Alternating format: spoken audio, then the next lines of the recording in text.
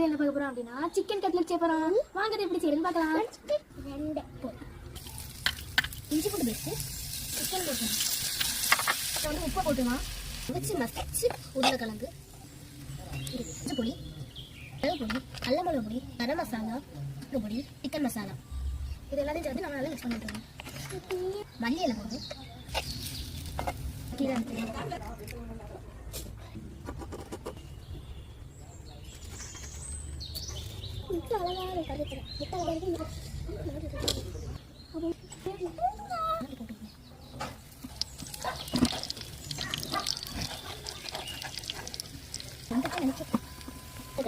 Chicken cutlet நாலு நம்ம கூட சேர்க்கோம்.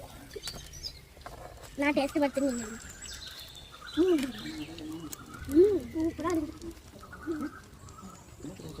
வீடியோ பிடிச்சினா லைக் பண்ணுங்க, ஷேர் பண்ணுங்க, மறக்காம சப்ஸ்கிரைப் பண்ணுங்க. பாய்.